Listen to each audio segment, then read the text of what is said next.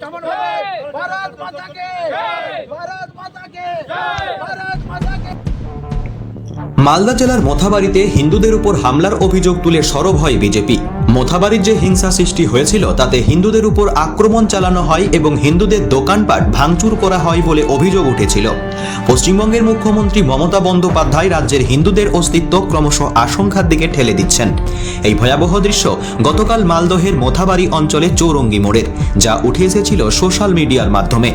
এখনো পর্যন্ত কমপক্ষে হিন্দুদের 60 থেকে 70টি দোকান ভেঙে লুট করা হয়েছে বলে জানান বিজেপি নেতৃত্বরা। হিন্দুদের ঘরবাড়ি আক্রমণ করা হয়েছে এবং মূল রাস্তায় দখল নিয়ে যথেচ্ছাচারে গাড়ি ভাঙচুর করা হচ্ছে।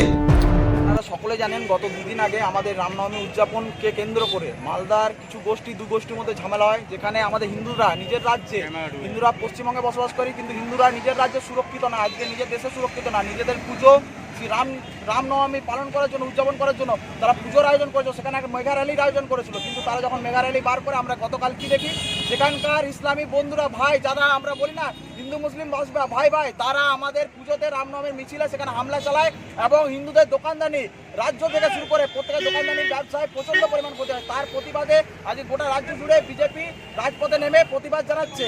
এবং আমরা পশ্চিমবঙ্গে শুধু একটা জায়গা না, আপনি দেখতে পাবেন উত্তরবঙ্গ থেকে দক্ষিণবঙ্গ, কলকাতা, যেখানে সরস্বতী পূজার পারমিশন হয় না আমাদের রাজ্যে, সেই জায়গায় দাঁড়িয়ে আজকে তৃণমূল পরিচালিত সরকারের একজন এমএলএ, যিনি মুর্শিদাবাদের মাটিতে দাঁড়িয়ে থেকে বলছেন যে আমরা 70%, আমরা 30% আছি, ওরা 70%কে কেটে ভাগীরথীর জলে ভাসিয়ে দেবো। আমরা সেই সব তৃণমূলের নেতাদেরকে, সেই সব এমএলএদেরকে বলে রাখতে চাই যে আমরা হিন্দুরা সকলে একত্রিত হয়েছে।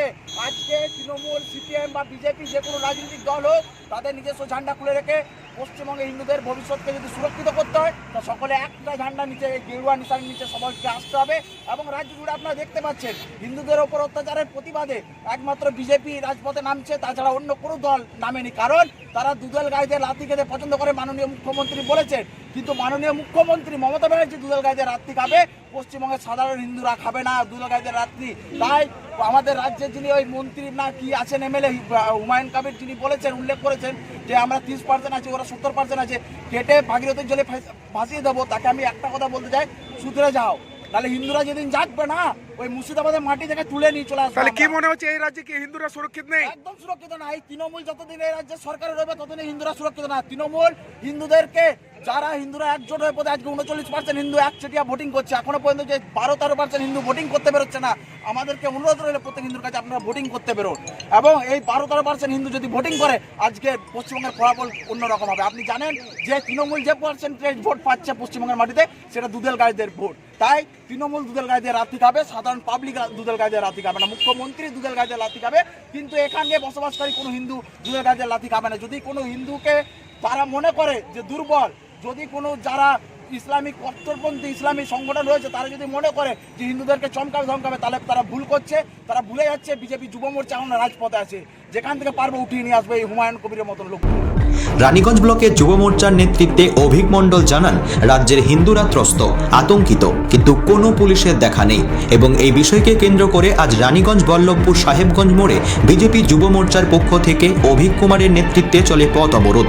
এই বিক্ষোভ দেখানো হয়, রাস্তায় টায়ার জ্বালিয়ে এবং মুখ্যমন্ত্রীর কুশপুতলিকা দাহ করে এই বিক্ষোভ দেখানো হয়। রানীগঞ্জ থেকে সমীর বাদ্য করে রিপোর্ট, অ্যাক্টিভিস্ট বাংলা।